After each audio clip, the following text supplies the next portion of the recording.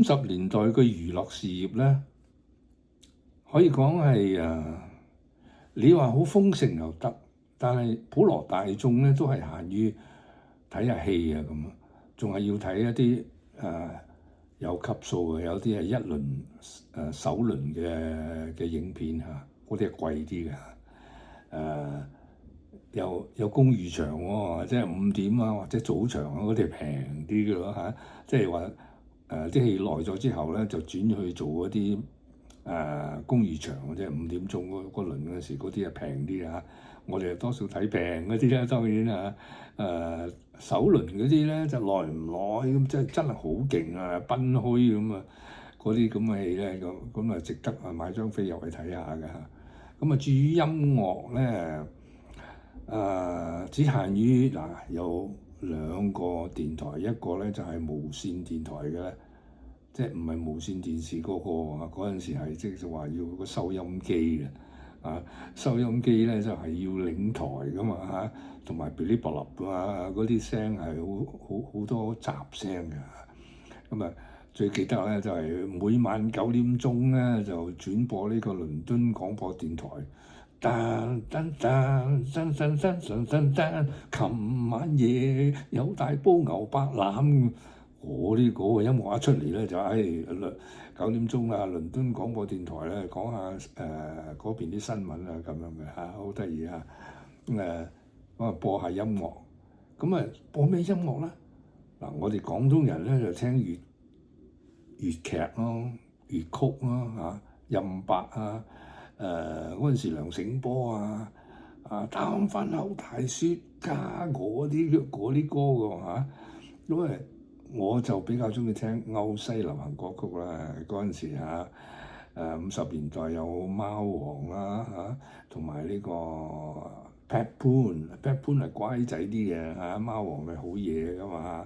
咁但係兩個都好紅啊。當時Pat Boone當然就斯文咗啦。Elvis Presley 咧就好勁啊，即係全世界都瘋魔啊！嗰陣時我曾經去過泰國啦，跟馬戲團咧，即係我爹哋喺馬戲團做領班啦，咁我就走去打下鼓，17歲開始入行㗎咯。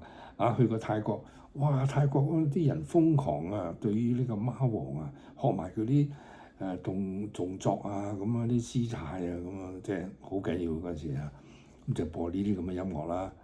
另外有一個除咗電台咧，就另外有一個麗的呼聲麗的呼聲係有線嘅，即係入屋嘅，咁嗰啲聲係靚啲嘅咁佢都係播歐西流行歌曲咯，有播粵曲啦、京曲啦京劇係北方人㗎嘛，即係我哋粵劇咧就係廣東人啦，即係嗰陣時好紅啊，即係白雪仙、任劍輝嗰啲真係好勁啊，同埋嗰個麥炳榮嗰啲好鬼勁啊！嗰陣時我哋阿媽嗰輩就中意聽啦。好啦，如果講到娛樂，即係真正嘅咧，就普羅大眾就都係限於咁嘅，但係就有啲有錢佬咧就走去舞廳咯嗰陣時舞廳高檔嘅場所嚟嘅喎，大老細先入去嘅喎即係你話中環咁，我記得爹哋嗰陣時喺華人行個天棚嗰度，哇！即係好似露天㗎張燈結彩咁樣，真係好靚嘅，好浪漫嘅，有 live band 咁樣但係即係收得貴啦嗰啲舞廳係高級嘅。到60年代普遍即係普遍咗咧，咁就着牛頭褲都入得去，但係以前唔係㗎，打晒呔着晒西裝先入得㗎嘛。好啦，即係比較出名提翻1、2間啦例如呢個杜魯治啦，喺灣仔嘅杜魯治啦，1948年已經係創辦嘅，由呢個黃球先生後來咧，同一個老細喺佐敦道有間東方舞廳，哇，好勁哇！東方舞廳嗰陣時真係好豪華，開張嗰陣時候，我都喺度做過嗰陣時咧，你見晚晚呢個謝賢先生會嚟喎，好多時都嚟嘅嚇，東方舞廳嘅跳下舞玩下娛樂下嗰啲咧嚇，同埋佢哋咧就好中意咧跳茶舞，即係茶舞咧就比較即係4、5點啊、5、6點嗰啲就叫茶舞啦嚇。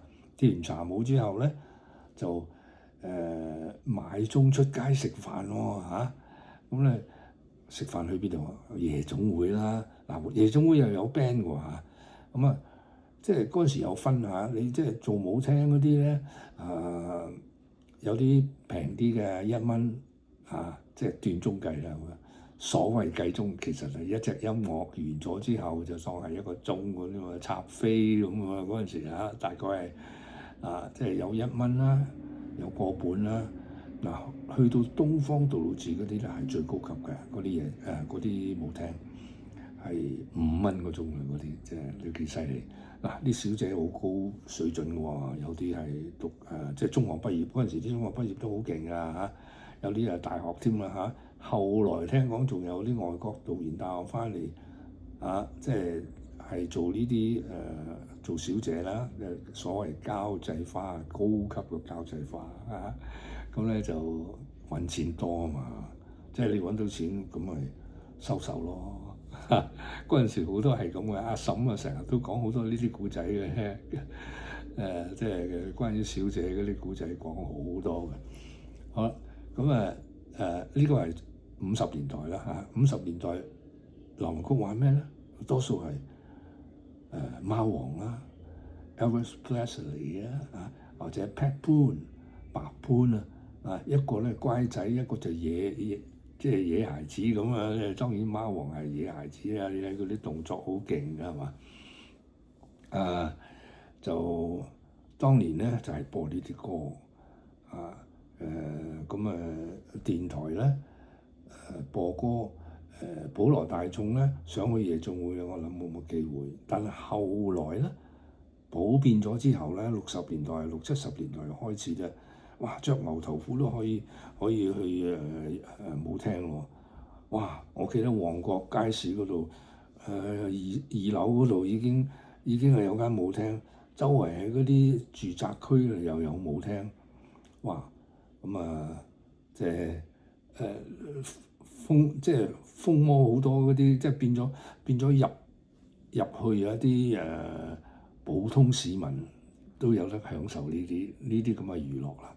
咁後來咧，夜總會越做越勁啦。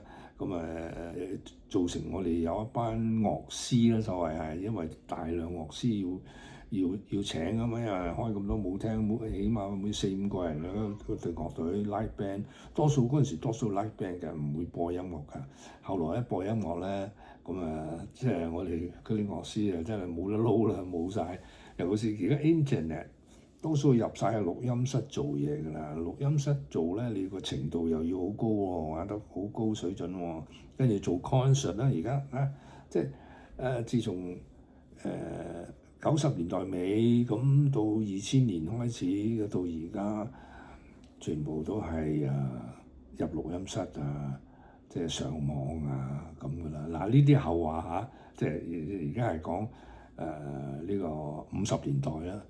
係啊，仲有一個網友咧，我上次講完第一輯之後咧，哇！佢寫咗好多資料俾我，哇！你話北角又有麗宮啦，又有呢個麗池啦，哇！即係嗰啲夜總會佢寫咗好多咩崔萍董佩佩嗰陣時喺度唱咁，哇！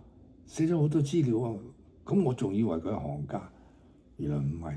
後來真係同佢接觸之後咧，發覺佢40幾歲喎，哇！40幾歲，而家我哋講緊50年代嗰啲嘅，即係差唔多係60年前㗎咯。就我諗佢係收藏家啦，收藏好多呢啲咁嘅資料啦嚇。我都佩服佢啦。今日講到呢度先。